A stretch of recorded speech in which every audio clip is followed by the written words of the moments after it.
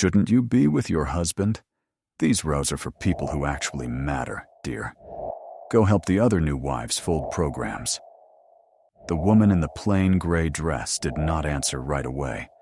She stood at the rope line on the hangar apron and let the words pass through her like weather. Around her, the morning was already hot. 0940. The sun had cleared the tree line an hour before and now lay flat across 200 yards of swept concrete, across the folding chairs in their white rows, across the staged colors waiting under canvas for the formation that had not yet marched. Vivian Holt waited for an apology. She was used to apologies. 23 years as a commander's wife had taught her the exact length of the pause that came before one. It did not come. "I'll move," the woman said. She moved 3 feet. No more. She did not lower her eyes. Vivian Holt was 53 years old and dressed in linen the color of bone. She wore the mourning the way she wore everything, as if it had been arranged for her. Her husband, Colonel Gerald Holt, was relinquishing command of the Combat Aviation Brigade in 2 hours and 11 minutes, and she had spent 4 months planning the seating, the receiving line, the order in which people would matter. The woman in the gray dress was not on any list. She had simply appeared at the edge of the reserved rows, hands folded, watching the field with an attention that did not belong to a guest. "I don't think you understand," Vivian said, smiling now, performing for the 2 women behind her. "This is a private ceremony." "I understand." 2 words, flat as the concrete. What Vivian Holt could not see, because she had never learned to look for it, was the way the woman stood. Feet at shoulder width, weight even. Hands clasped at the small of the back in a line so clean it could have been measured. Parade rest, held without thought, the way other people hold a phone. The woman's eyes moved while her body did not. She had counted the rows already, 14 on the left, 14 on the right, a center aisle of 9 paces. She had marked the gap between the dais and the cased colors. She had found the windsock at the far end of the flight line and read it without turning her head, and she knew the wind was out of the southwest at 6 knots, gusting to 10, and that it would not matter to anything that happened today. She had been shot at over open water. A rope line did not frighten her. The dress was a deliberate thing. She had bought it for $14 off a discount rack 2 days before, precisely because it said nothing about her, precisely because a woman who wants to see a brigade as it really is does not arrive wearing eagles. People perform for eagles. They had been performing for her husband's eagles all morning, the salutes a fraction too crisp, the laughter a fraction too quick. She had wanted for 2 hours to be no one. Being no one was the most honest vantage point the Army had ever given her. 100 feet away, near the staged colors, Command Sergeant Major Roy Tanner felt the back of his neck go cool. He was 51. He had spent 30 of those years learning to read a formation before it knew it was being read, learning which private was about to faint and which lieutenant was about to lie. He had walked past the woman in the gray dress twice without registering her. The third time, something in the stillness reached out and stopped him. People at a ceremony fidgeted.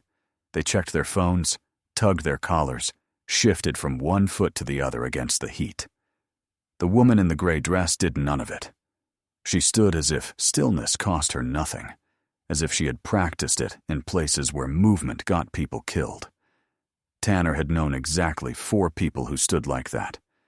2 were dead. 1 had retired to a lake in Montana. The 4th he could not place, and the not placing itched. "Gerald Stray," one of the senior spouses murmured, and the small circle laughed. The woman did not appear to hear, but Tanner, watching, saw her chin drop a 1/4 inch, saw the eyes flick once to the speaker and file her, the way a camera files a face, and come back to the field.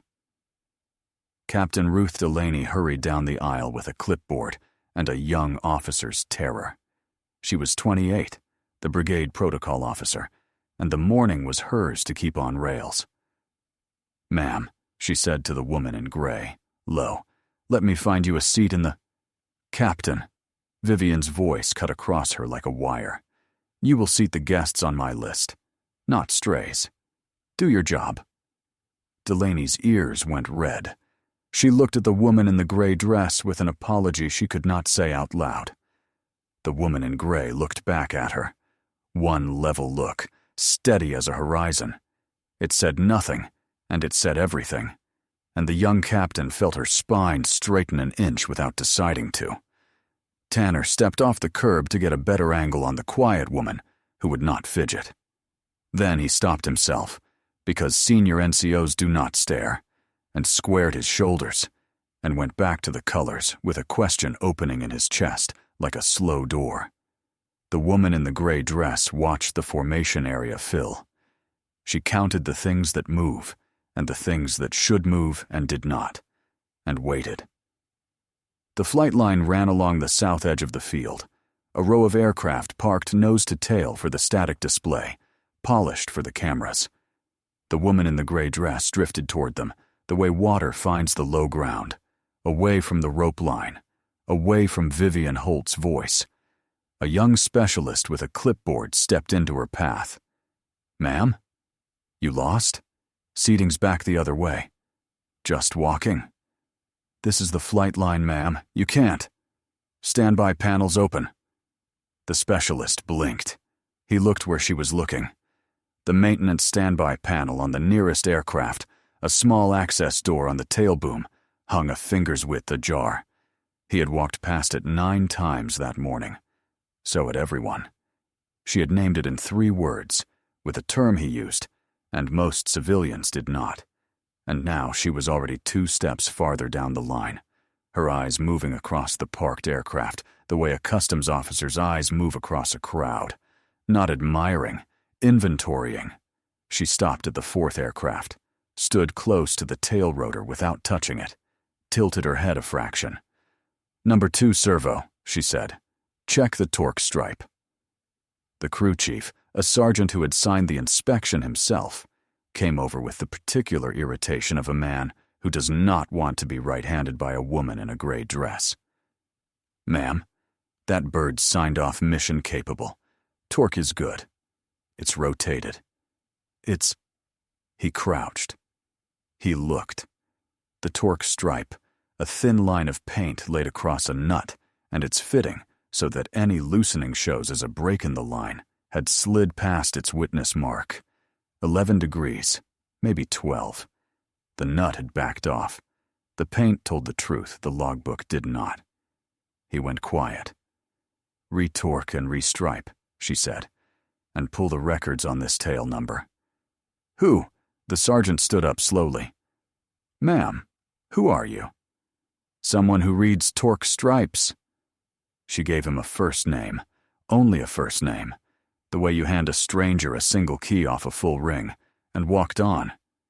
Tanner had closed half the distance by then, drawn down the line by the same gravity that had drawn her. He caught the end of it, the crouch, the silence, the sergeant's face. He stopped beside the crew chief and looked at the rotated stripe and then at the woman's retreating back. "You've got a good eye, ma'am," he called. She did not stop walking. "I've got an old habit." The crew chief was staring at the corrected line in his logbook, at the signature block above it, the one that read, "Vaughn, the brigade standardization officer," in a careful hand. The sergeant had seen that signature on a dozen sheets in the last 2 months, all of them clean, all of them green, all of them signing aircraft mission capable that his own hands told him were not. He had told himself it was above his pay grade. He told himself that again now, and believed it less. He flipped back through the logbook with a thumb that had stopped being casual.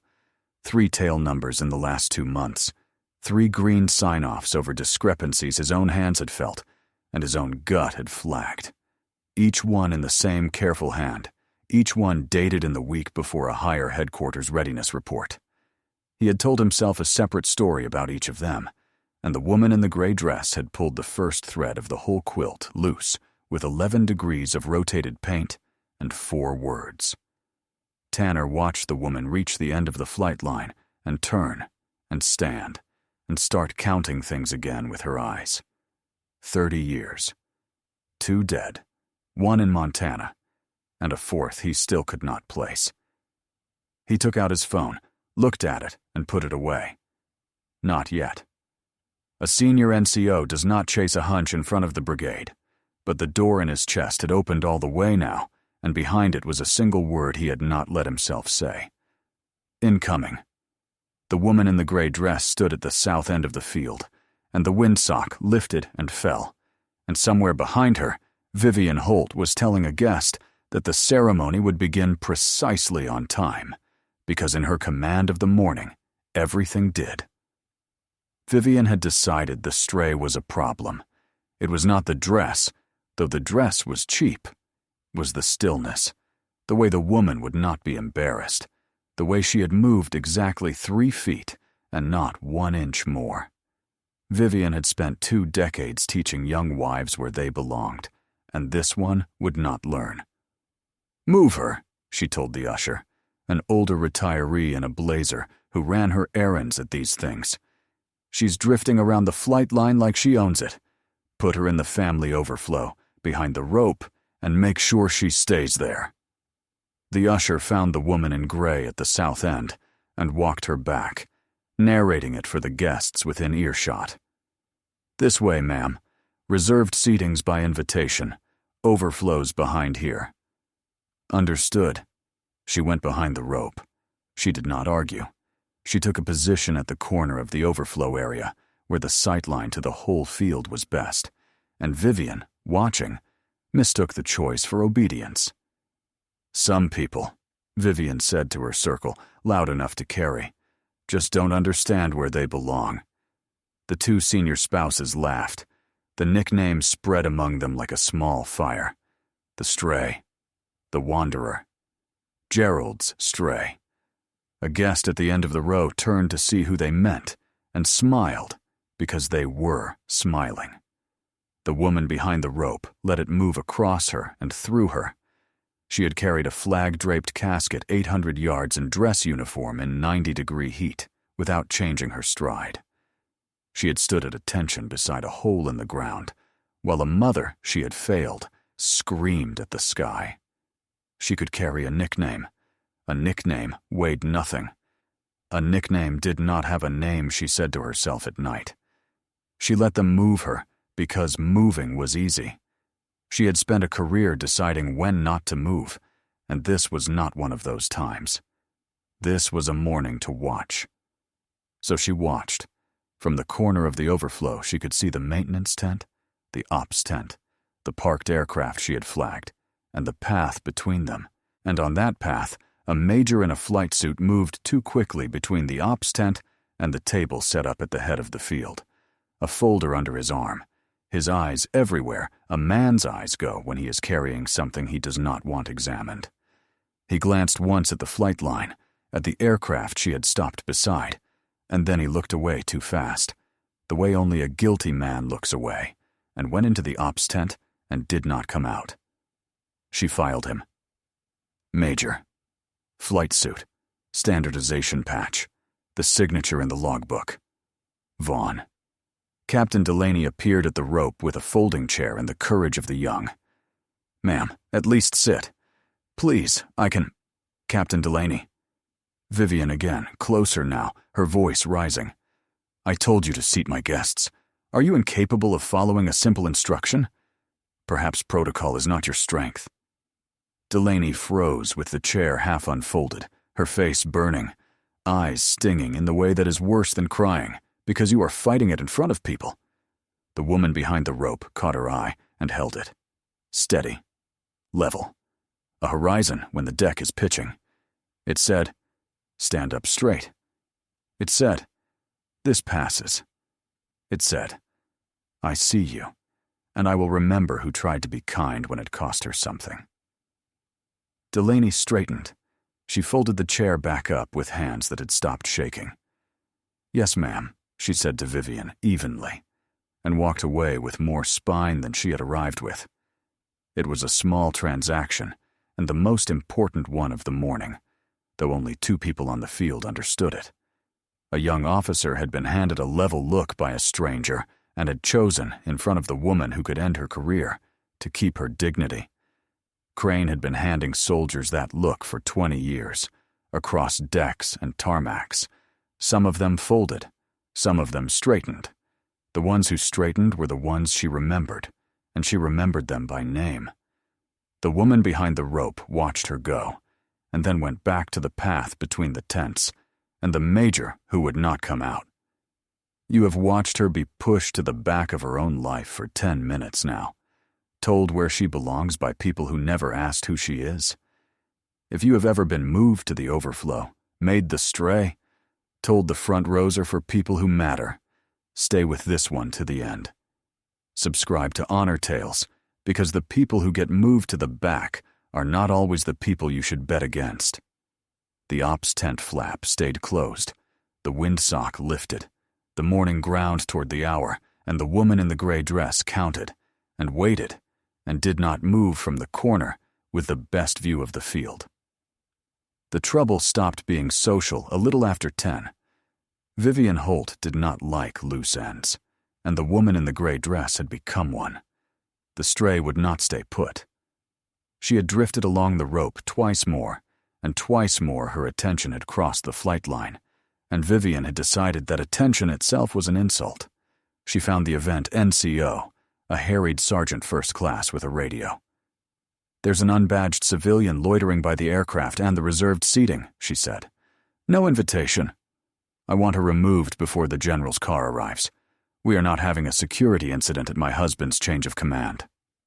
The machinery turned. It is a particular machinery, the kind that decides a person is a problem and then becomes very efficient. A note went out on the radio. An usher and a young military policeman were sent to the corner of the overflow to deal with the woman who did not belong. The woman watched them come the way she watched everything, early and without alarm. The MP was perhaps 22. He had a flashlight he did not need, and a voice he had borrowed from someone older. "Ma'am, I'm going to need to see some identification." "You can ask the event NCO for Sergeant First Class." She gave the name, the right name, the one only someone read into the morning's roster would know. "And tell him the incoming party walks her own ground. He'll understand." The MP did not understand. But the calm did something to him. He had been sent to remove a confused civilian, and had found instead a woman who knew the name of the NCO who had dispatched him, who stood like the colonels he saluted, who produced nothing that named her and somehow made that feel like the most natural thing in the world. "Ma'am, I just need—" "Stand by," she said. Not unkind. A command in the shape of a courtesy. He stood by. He could not have said why. Inside the ops tent, the morning's other story was being written. Major Curtis Vaughn was 41 years old, and good at the part of his job that involved paper. He was the brigade standardization and maintenance officer, the man whose signature said an aircraft was safe to fly, and for 2 months his signature had been lying. The readiness numbers for the change of command had to be green. Colonel Holt wanted to leave on a clean record.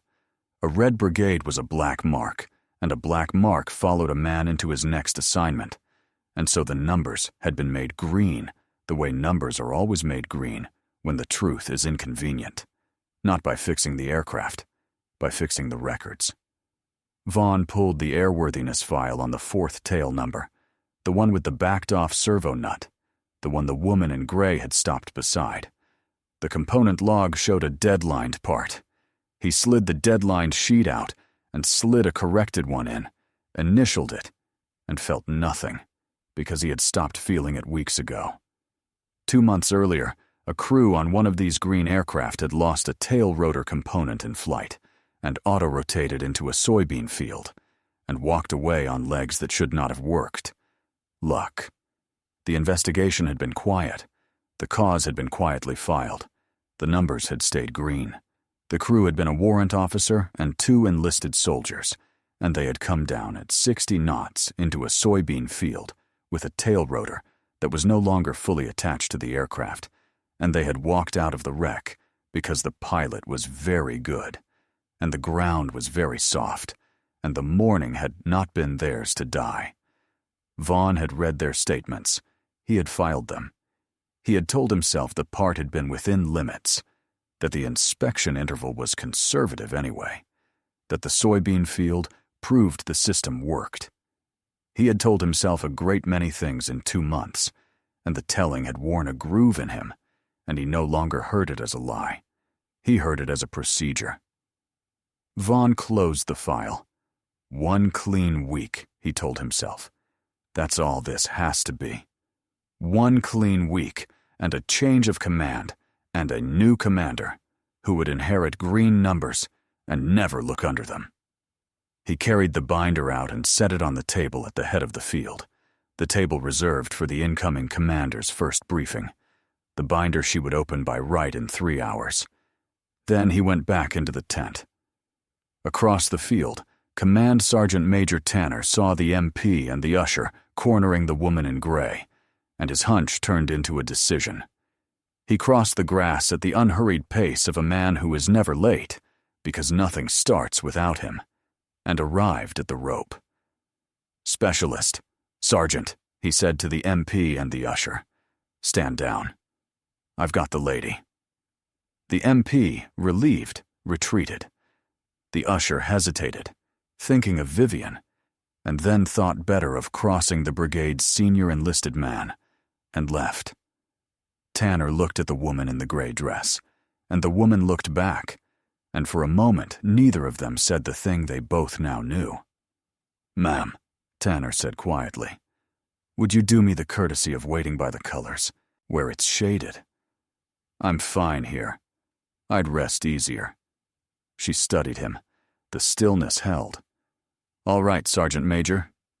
He walked her to the staged colors and stood her in the shade, and on the table 6 feet away sat a binder with a green lie inside it, and neither of them touched it, and both of them looked at it once. Tanner did not know exactly who she was, but he knew now what she was not. She was not a stray, and she was not lost, and she was not anyone's wife wandering where she did not belong. The general's car was 20 minutes out, the field was nearly full, and the woman who had been moved to the back twice stood in the shade beside the colors, watching the ops tent flap, waiting for the man who would not come out to come out and reach for his own binder. Tanner could not let it go. He had stood the woman in the shade and walked 10 paces off and then come back, because the itch had become a need, and a senior NCO who ignores that need has not paid attention to his own life. "Ma'am," he said, "may I ask you a question?" "You may." If a recovery bird is going into a hot landing zone with no gun support, weather coming down, and the ground element is danger close, what does the aircraft commander call before short final? It was not a question a guest could answer. It was barely a question a pilot could answer without thinking. It was a question with a single right shape, and the woman in the gray dress gave it back to him without a pause, in the clipped brevity of the radio, the procedure and the call exactly where they belonged, the words of someone who had said them with her life on the other end of the transmission. Tanner's face changed. It changed the way a man's face changes when a long arithmetic finally closes. "That's a check airman's answer, ma'am," he said softly. "That's not a passenger's answer." "No," she agreed. "It isn't." He stepped away and took out his phone and made 1 call, 2 sentences, to a friend in the division operations shop. He asked 1 question. He listened to the answer, which was short. He looked back at the woman standing in the shade by the colors, standing the way 2 dead men and 1 man in Montana had stood, and he understood at last who the 4th had been all morning. The incoming commander had flown in a day early. She liked, the division shop said, to walk her own ground before she took it. She did not announce herself. She wanted to see a thing the way it really was before everyone started performing for her. She stands like she's run 100 of these, Tanner thought, because she has. He did not unmask her. That was hers to do in the time and the shape of her choosing. But he could keep the wolves off, and he intended to. He found Vivian Holt's circle by the reserved rows. He found the usher hovering near them. He kept his voice low and even and absolutely certain. "Ma'am," he said to Vivian, "I'd consider it a personal favor if you'd leave the woman by the colors alone. She is exactly where she's supposed to be." Vivian heard the deference in the form of it and missed the steel under it entirely. She heard a sergeant asking a favor. She did not hear a man telling her, as plainly as his rank would let him, to stop. "Sergeant Major," she said, with the patience of a woman explaining a simple thing to a slow man, "I appreciate your concern, but I have run these ceremonies for 20 years, and I know precisely who belongs in my seating and who does not. The woman is a stray. She'll be gone before the general arrives." Tanner looked at her for a long moment. He had given her the gift of a warning, and she had handed it back unopened. "Yes, ma'am," he said, and that was all, because some people insist on learning a thing the hard way, and the Army has never lacked the means to teach it. He went back to the colors. The woman in gray was watching the ops tent still. "Ma'am," he said, low, "I know who you are now. I know you do. Do you want me to stop this? I can stop all of it. Right now. One word." She considered it. The windsock lifted at the far end of the field. The major in the flight suit had still not come out of the tent. "No," she said. "Let it run. Ma'am, I want to see who reaches for that binder, Sergeant Major. I want to see it with my own eyes before I have command. After, everyone tells me the truth. Before, they show it to me." She did not look away from the tent. "Let it run." Tanner felt something he had not felt at one of these in a long time. He felt, standing next to the quiet woman in the cheap gray dress, that the brigade was about to be in good hands. The colors are going to change hands today, and the woman everyone moved to the back is the one they'll change into. If you want to be there when the orders are read and the field finds out who it has been laughing at, stay with this and subscribe to Honor Tales so the next one finds you too. Tanner took his post by the colors. He squared his shoulders, and for the first time all morning, he let himself almost smile. The hangar office was cool and dim and smelled of concrete and machine oil, and the woman in the gray dress closed the door on the morning and stood alone for the first time in 2 hours. A garment bag hung on the back of the door. She unzipped it slowly. Inside was who she was. Dress greens, pressed to a knife edge. On the shoulders, the silver eagles of a colonel. Above the left breast, the senior aviator wings she had earned in a younger woman's body.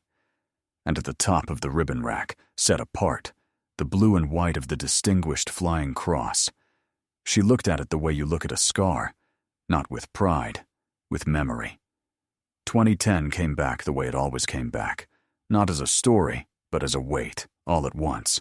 A recovery team pinned in a riverbed. No gunbird in the air. Weather dropping the ceiling toward the trees. The radio full of men who were going to die in the next 10 minutes if no one came. And the simple, terrible math of it. People. Or not people. Captain Crane had taken an unarmed medical aircraft into a hot landing zone because the alternative was leaving people, and she did not leave people. That was the whole of it. There'd never been more to it than that. She brought the bird down into a place no one should bring a bird, into the noise and the muzzle flash and the wind of her own rotor flattening the reeds. And the team had come aboard 1 and 2 at a time, across a distance measured in heartbeats. She had held the aircraft in a hover it was never built to hold, nose into the wind, skids a foot off ground that gazered dust and reeds and chaff, while the world came apart on both sides of her. 40 seconds. She had counted them, because counting was the only thing that kept the fear in its box, where it could not reach the controls. 8 men in 40 seconds. The 9th was the one Dwyer leaned out for.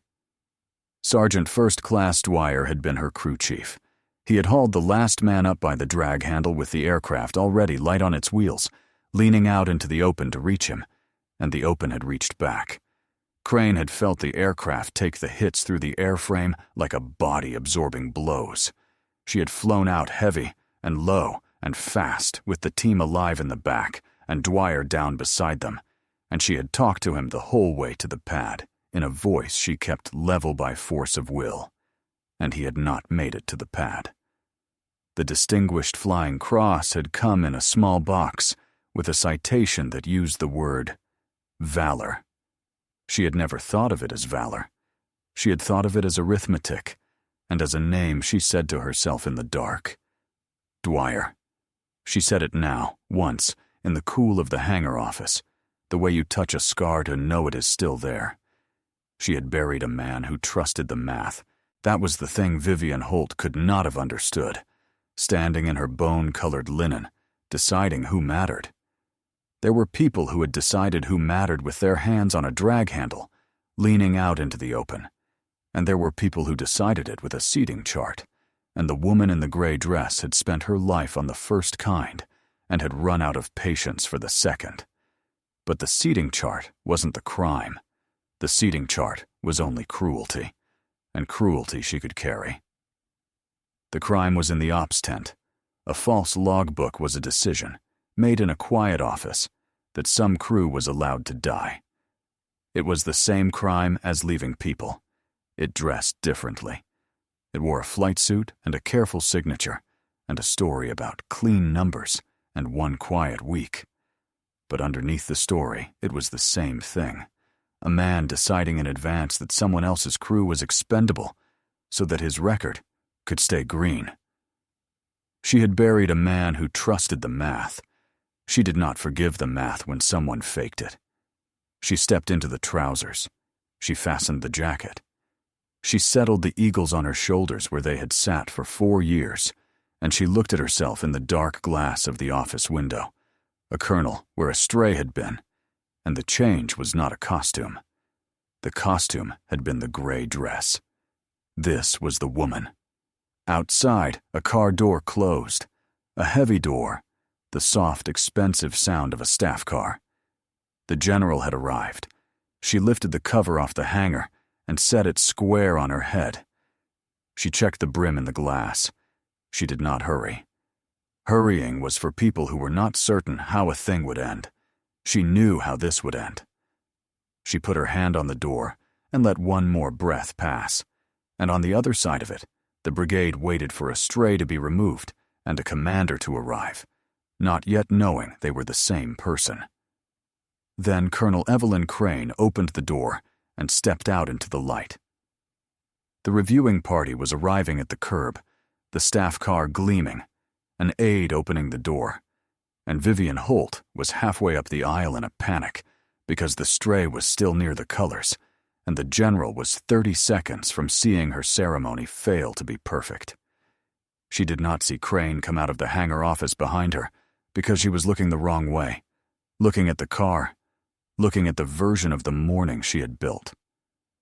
What Vivian saw when she turned was a woman by the colors in a gray dress, and the gray dress was all she had ever needed to see. "That's it," she said, and her voice had lost its performance now, gone shrill and low. "I am done. Captain Delaney." Delaney came at a near run. "Get this woman out of my ceremony," Vivian said, "or find another career. I want her gone. Now. I will not have a stray standing by the colors when the general—" And then Vivian Holt did the thing that could not be undone. She crossed the field herself, 3 quick steps, and took the woman in the gray dress by the arm above the elbow, gripping hard, the way you grip a child who has embarrassed you, and she pulled. She laid her hands on the incoming commander of the Combat Aviation Brigade, in front of the division command sergeant major, in front of the arriving reviewing party, in front of 200 guests, and she pulled. Crane did not move. It was a small thing and an enormous thing. Vivian pulled, and the woman in the gray dress simply did not go, the way a piling does not go when the tide pulls at it, and the not going traveled up Vivian's arm and into her certainty, and did something to it. "Let go of me," Vivian hissed. Delaney stood frozen 3 feet away, the order ringing in her ears. "Get this woman out or lose your career." And the level look the woman had given her twice that morning, holding her in place. She was a young officer, caught between a senior spouse's command and a thing in her gut that said the command was wrong. She did not move. It was the bravest thing she did all year, and it consisted entirely of standing still. Crane permitted it. That was the part no one watching understood until later. She permitted it. She let Vivian's grip stay on her arm. She let the words land. She let the witnesses gather, and the reviewing party draw close, and the whole field turn to see what the commotion was.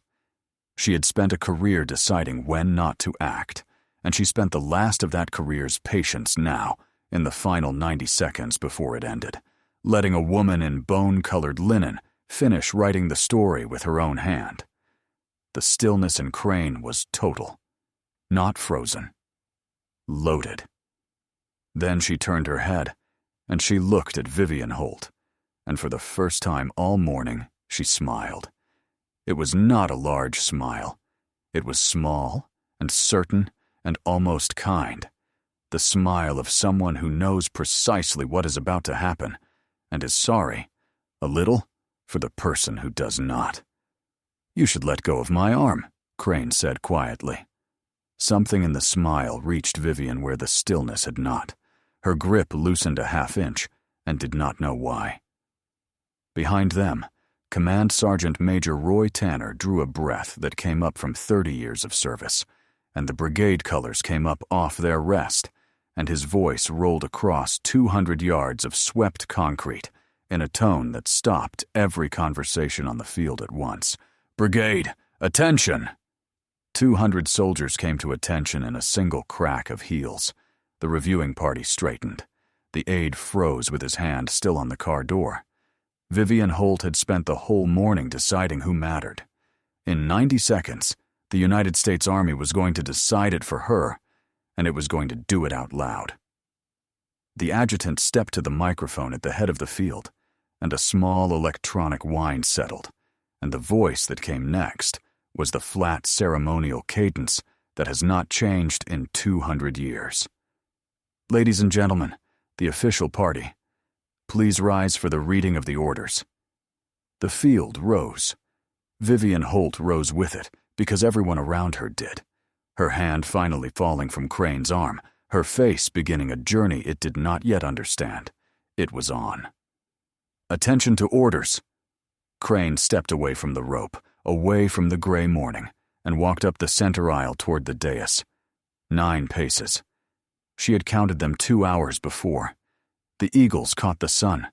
The senior aviator wings caught it. The blue and white of the cross caught it last.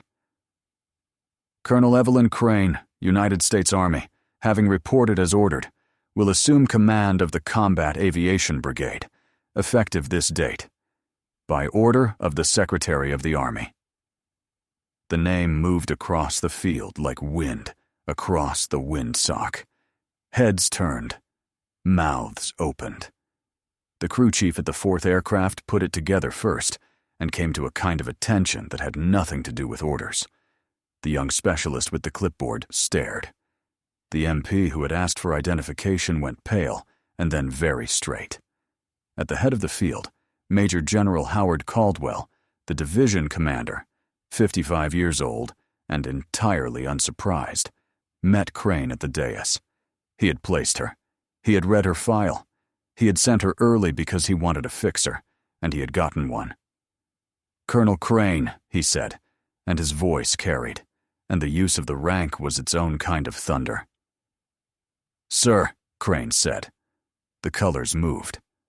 Colonel Gerald Holt, the outgoing commander, took the brigade colors from the color sergeant, his face a careful mask, and passed them to Major General Caldwell, who held them for the length of a heartbeat, the transfer of trust from the Army to its officer, and then placed the staff in the hands of Colonel Evelyn Crane. She took them. Her hands knew the weight. She had carried colors before, and caskets, and crews. "The brigade is yours, Colonel," Caldwell said, and Crane stood at the head of the field with the colors in her hand and command in her name. And somewhere behind her, a stray had ceased to exist. Vivian Holt's face completed its journey. It had started in confusion, because the stray was on the dais, and that did not make sense. It moved to disbelief, because the orders could not mean the woman in the gray dress, except the woman in the gray dress was gone, and a colonel stood where she had been. It arrived at recognition. The eagles, the wings, the cross. The name read aloud. Crane, the incoming commander, the woman she had moved to the overflow and reported to security and seized by the arm. And it ended in horror, complete and silent and total, as Vivian Holt understood, all at once and far too late, exactly what she had done, and exactly who had let her do it. Command Sergeant Major Roy Tanner faced the new commander, and his hand came up in the first salute of her command, sharp and full, and 30 years deep. The brigade followed. 200 right hands rose as one. It held for 3 seconds. The salute, the longest 3 seconds of Vivian Holt's life. And in those 3 seconds, the field rearranged itself around a new center of gravity.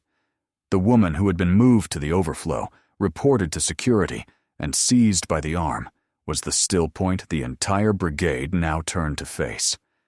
No one had to be told to face her. The institution knew its own, and it had known her the moment her name crossed the microphone. Crane returned it. Then she turned, colors still in her hand, and looked once at Vivian Holt across the silent field. There was no triumph in it.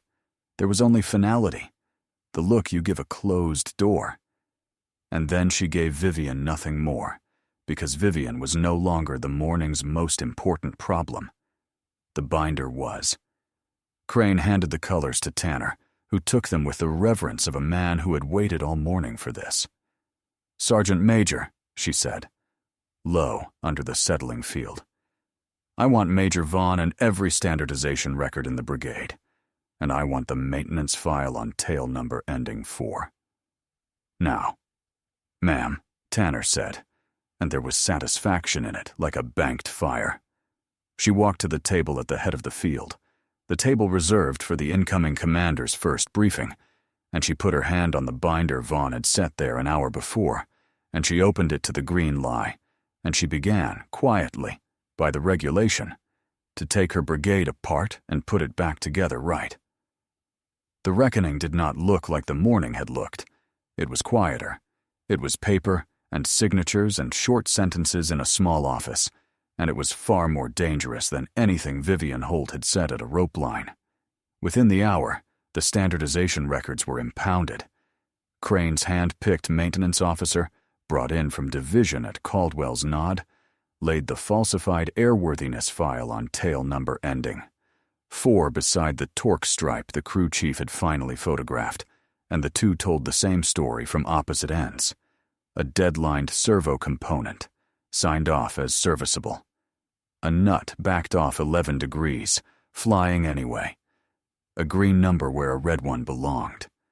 They pulled the file on the auto rotation from 2 months before, the crew that had come down in a soybean field and walked away on luck, and they laid it next to the others, and the pattern stopped being deniable. Major Curtis Vaughn had been falsifying records to keep the brigade green for the change of command. He was relieved for cause before noon and referred to investigation, his binder impounded, his signature now a liability instead of a shield. Crane grounded every tail number in his file pending reinspection. "We don't fly numbers," she told the assembled maintenance leadership in a voice that did not rise. "We fly aircraft, ground them, re-inspect every tail number in his binder. And if a bird is red, it's red. And I would rather command a brigade that admits it than bury a crew that didn't." The crew chief who had photographed the stripe was not punished for being right. He was thanked, on the record, by name. By the regulation, the relief was almost gentle. There was no shouting. Crane signed the relief memorandum at the briefing table in the same careful, even hand the falsified records had used, and the symmetry of it was not lost on anyone who watched. Vaughn was escorted to gather his things by a captain and a sergeant first class, his access revoked, his binder already evidence. He did not argue. Men who have spent 2 months telling themselves a procedure rarely argue when the procedure ends. He had wanted 1 clean week. He had been given 1 clean morning, and then a colonel in a $14 dress had walked her own ground. And Colonel Gerald Holt, the outgoing commander who had wanted clean numbers and looked the other way to get them, found that his clean change of command was no longer clean. His tacit complicity went into the record beside Vaughn's signatures, a quieter line, but a permanent one. The legacy he had dressed his wife in linen to celebrate had a crack through it, now that no ceremony could paper over. Vivian Holt's collapse made no sound at all. There was no scene. There was only an emptying. The circle of spouses who had laughed at the stray melted away from her by lunchtime, because word travels faster than light on a military post, and the word was that Vivian Holt had seized the new brigade commander by the arm and tried to have her removed, and that the new brigade commander had let her do it in front of the entire division. By afternoon, her seat at the reception was empty, and the eyes that had once sought her approval found other places to rest. The woman who had spent the morning deciding who mattered discovered, in the long quiet of that afternoon, that the morning had decided for her. If you've ever watched someone get handed exactly what they built and felt the strange, clean quiet of it, that feeling is what this channel is made of. Subscribe to Honor Tales and stay for the moment the colors change hands. There is always another one coming. Late in the day, Crane found Captain Ruth Delaney squaring away folding chairs in the emptied reception tent, working alone, the way the young work when they are not sure they still have a job. "Captain." Delaney came to attention. "Ma'am." "At ease." Crane studied her for a moment, the way she had studied her across the rope that morning. "You were given an order today, by someone with the social weight to end your career, to remove me from this field. You didn't do it. You stood there and you did nothing. And doing nothing was the right call, and it cost you to make it. Ma'am, you tried to do the right thing when it cost you something," Crane said. "That's the only thing I can't teach. Everything else I can. You're my protocol officer and my aide. Effective today. Stay." Delaney's eyes shone, and she mastered it, the way Crane had once mastered her voice all the way to the pad. "Yes, ma'am." Evening came down over the field. The colors were cased. The chairs were stacked. The aircraft she had grounded sat dark on the line, waiting to be made honest. The windsock hung slack now, the southwest breeze gone with the heat, and Colonel Evelyn Crane stood alone where 200 people had been, a commander on her own ground at last, her phone lit in her pocket.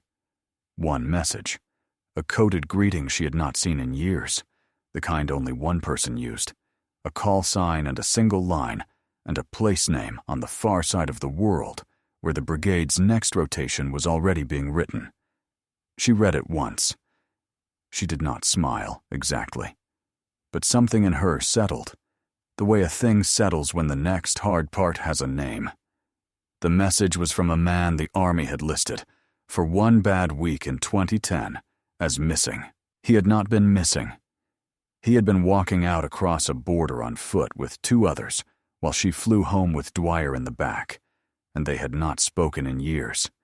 And the call sign at the top of the message was a door into a part of her life she kept locked. A named valley on the far side of the world, a rotation already on the books, the next place the brigade would send its aircraft, and the reason Major General Caldwell had wanted, in command of it, a colonel who did not leave people. She put the phone away and looked at the dark aircraft and the Kelst colors and the empty field, and then she started walking toward the line, because there was work to do, and she did not leave people, and she never would. Every soldier carries a story that few ever hear. Listen with your heart. Thank you for staying and watching. Subscribe to Honor Tales for more.